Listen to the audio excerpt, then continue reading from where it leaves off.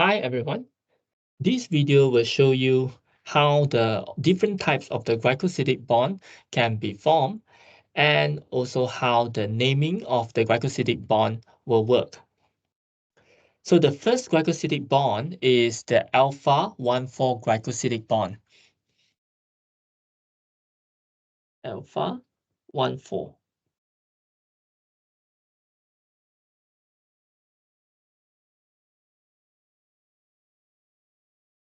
So this alpha 1,4 glycosidic bond can be found when two glucose are joined together to form the maltose. So to form this alpha 1,4 glycosidic bond, what we can see here is the first glucose.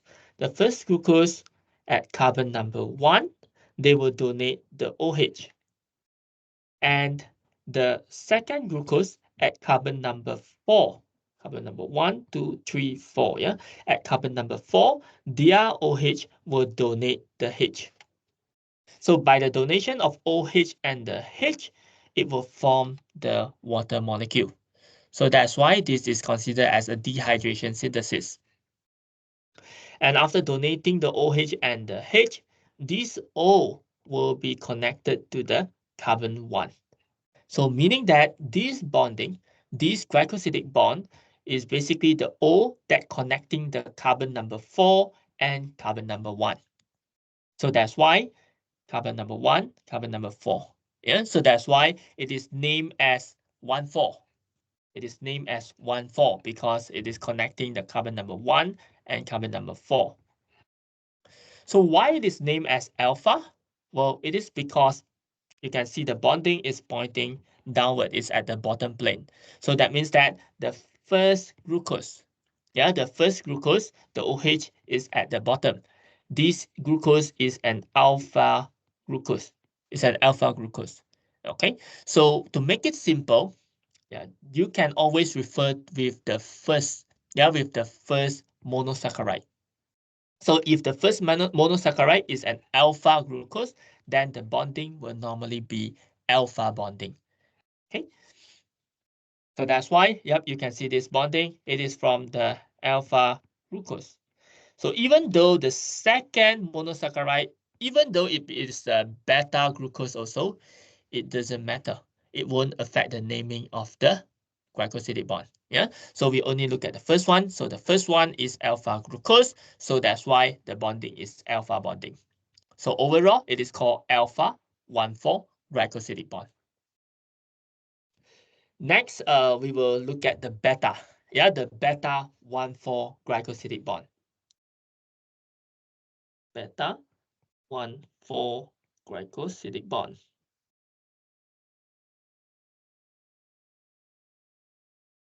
So what is the difference between beta 1,4 and alpha 1,4? So as I mentioned, the key is actually the first monosaccharide. So beta 1,4 glycosidic bond can be found in the lactose. Yeah, it can be found in the lactose where it is actually joining the galactose and also the glucose together. So in this example of the lactose here, you can see that this lactose, the carbon number 1 is donating the OH. And for this glucose, the carbon number 4 is donating the H. So again, OH and H, they will form the water. So the process again is called dehydration synthesis. So after donating the OH and OH, the O will connect the carbon number 4 and the carbon number 1 of the two molecules. So that's why it's named as 1,4. Yeah, it's named as 1,4. So this is considered as a beta bonding because the first monosaccharide is the galactose. And this galactose, you can see here, the OH is pointing upward. It's at the upper plane. So that means that this first monosaccharide is actually a beta galactose. Yeah, it's a beta galactose. So that's why the bonding will be the beta bonding. Yeah, the bonding will be beta bonding. So we don't care whether this is a alpha or beta glucose. Even this is an alpha glucose also, the bonding will still be beta 1,4 glycosidic bonding. Okay, so in the naming, we only look at the first one.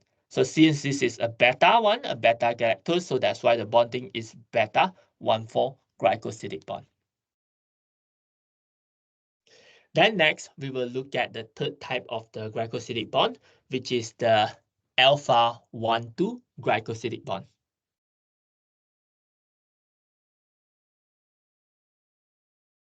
Alpha 1,2 glycosidic bond.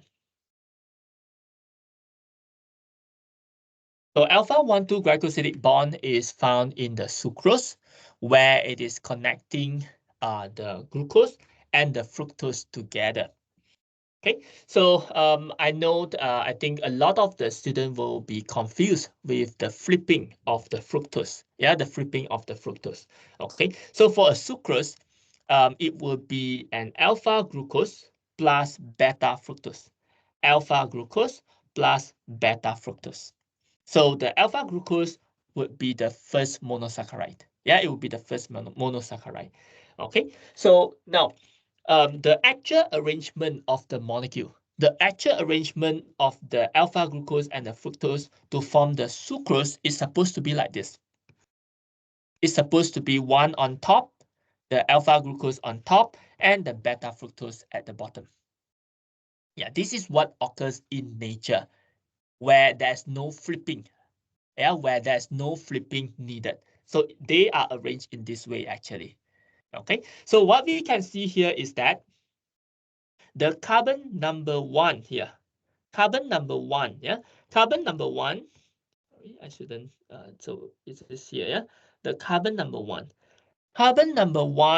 of this alpha glucose is donating the OH, that is donating the OH, while the carbon number two, which is here, carbon number two of this beta fructose is donating the H. So that's why, again, OH and H, after being donated, they will release the water. Yeah, they will release the water. So again, this is dehydration synthesis. Yeah, this is dehydration synthesis. Okay, so after completing that, there's an O. So the O is connecting the carbon number one and carbon number two. It's connecting the carbon number one and carbon number two. Okay, so that's why it is named as 1,2 bonding. Yeah, it's named as 1,2. Okay. And the first monosaccharide is an alpha glucose. Yes, an alpha glucose. Yeah. So alpha glucose means that will be the alpha bonding. We don't care about the fructose, whether alpha or beta. The bonding will be still called following the first one. Yeah, which is the alpha glucose means alpha bonding. So that's why the bonding is named as alpha 1,2 glycosidic bond. Yeah, it's named as alpha 1,2 glycosidic bond. That's the reason.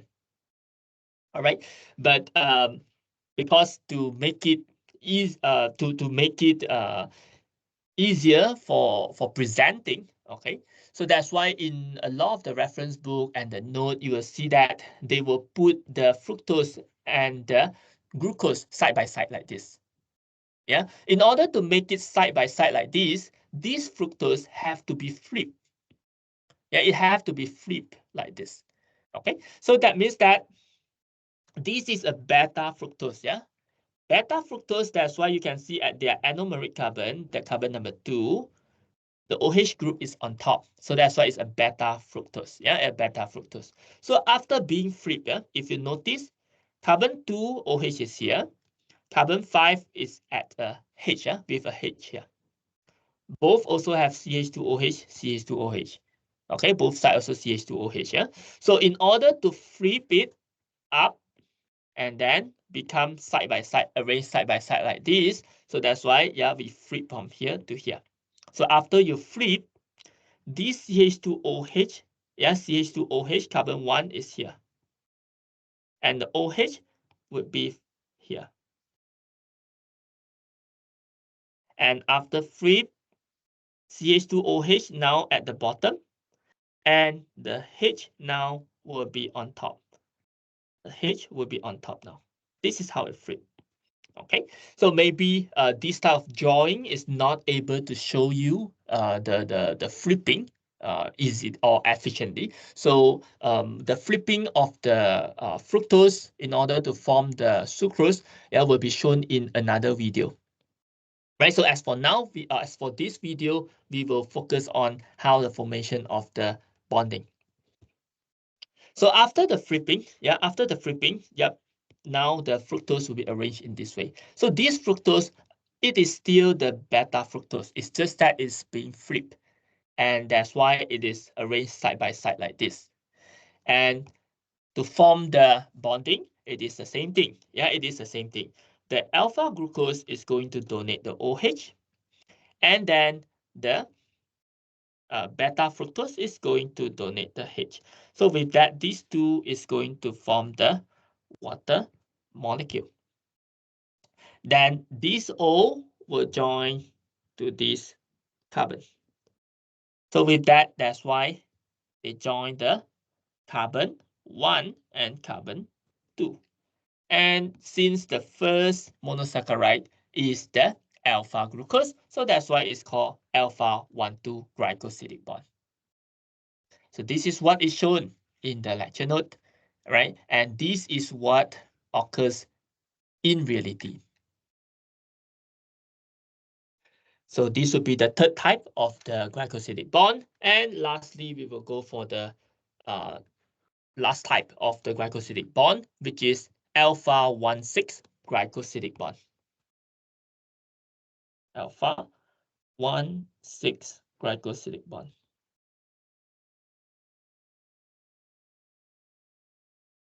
Alpha 1,6 glycosidic bond occurs normally when to join two different chain of the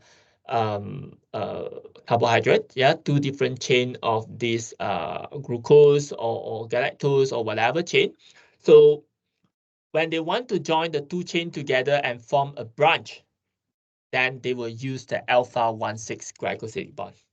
Okay, so first thing first, we look at how the alpha 1,6 glycosidic bond actually form. Okay, so for example, we have this is a glucose, this is also the glucose, yeah. So this is actually a maltose. This is another maltose. Okay, so when maltose and maltose they join together, well, of course, they can join from here, from this one to join to this one. Then they will form the alpha 1,4 glycosidic bond and form one long chain like this. Okay, but can they form the branching? Yes, they can form alpha 1,6 glycosidic bond to join these to this. Okay, so let's see how this works. Yeah, so this would be the carbon number 1. This would be the carbon number 2, 3, 4, 5, 6. Same thing goes to here. Carbon number 1, 2, 3, 4, 5, and 6. Okay, so to form the alpha 1,6 glycosidic bond, the carbon number 1 of the first molecule is going to donate the OH. It's going to donate the OH.